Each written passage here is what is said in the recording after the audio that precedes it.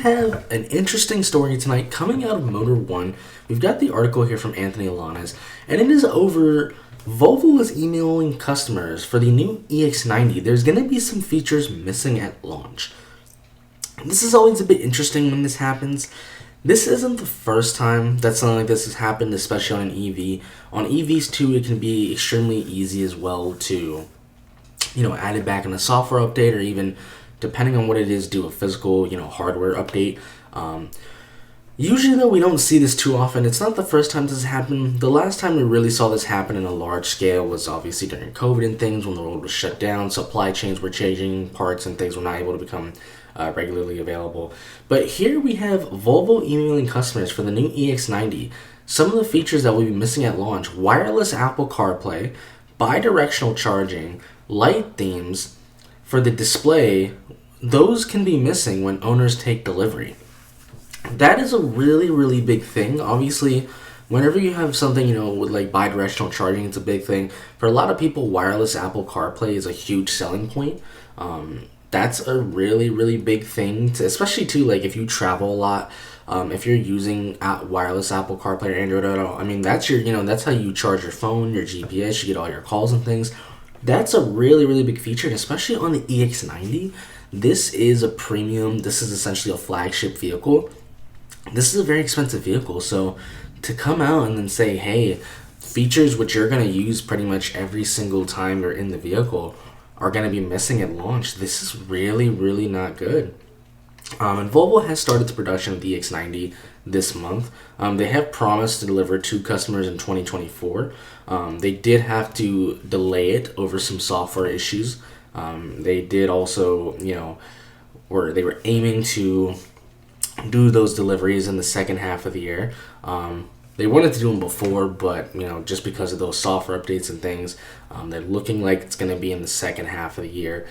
I would say quarter 2, quarter 3, not so much quarter 4, but they seem to be quarter 2 and early quarter 3. They're looking to actually do deliveries of the vehicle. But we have down here, like I said, safety and convenience features. The LiDAR system will be unlocked after a future update. The LiDAR system is really, really big just because of, in terms of when you're, tracking other vehicles and things like that. That LiDAR system is used for a bunch of different things. We see down here other features that might be missing because of that, cross traffic alert. Wireless CarPlay. These are features that you're going to use every single time in the car. These are big features. This is really, really a tough look for Volvo. Now, Volvo does say that they're going to be able to add those features back. And they are saying it looks like, system unlocked after a future update. But it's still a little bit unclear as to why they can't get it working right now. So unfortunately, owners will only have one theme on the infotainment display. There's no time frame they're giving for when those future updates will arrive that will add some of these features back. But like I said, it's very, very interesting to see that. It's really just kind of interesting. We look down here with the charging part we're losing. Owners may have to be okay with the possibility EVs could lose 3% of its battery in a day when parked not being charged. And that's just that way the computers in the background thing can function. That will be fixed, they say, in a future update. But think about it. There's lots of times when you park your car somewhere, you go somewhere, your car is off, maybe you're in a hotel or something, maybe you don't have a charger. If you're there for a few days, 3%, and if it's a long journey, especially in EV highway miles, 3% is quite a difference when you see it in your range. And there's just a lot of things that Volvo a lot of weird, interesting issues that Volvo needs to fix. Now, Motor One did reach out to Volvo. They did ask customers, when they could expect to receive these paid-for features and the much-needed updates. And as of right now, Motor One doesn't have an answer. They reached out, and, as they say here, they will update the article when they hear back. But in the email to its customers, the company said that the missing features will arrive for free via over-the-air update, which honestly that doesn't mean anything because people already paid for that. So of course it was going to be free. I mean, that's not what that's not what we're getting at here. However, some might have to bring their vehicle to a dealer who Volvo will notify ahead of time. So this is a really, really big situation for a lot of reasons. Number one, you're paying for these features. These are features, comfort, convenience, safety. These are features you are going to use every single time in the vehicle and can ultimately impact your purchase experience and honestly your experience with the vehicle. I mean, these are safety features are a big feature. The fact that Volvo does not have a time frame as to when these updates are going to come out, and the fact that,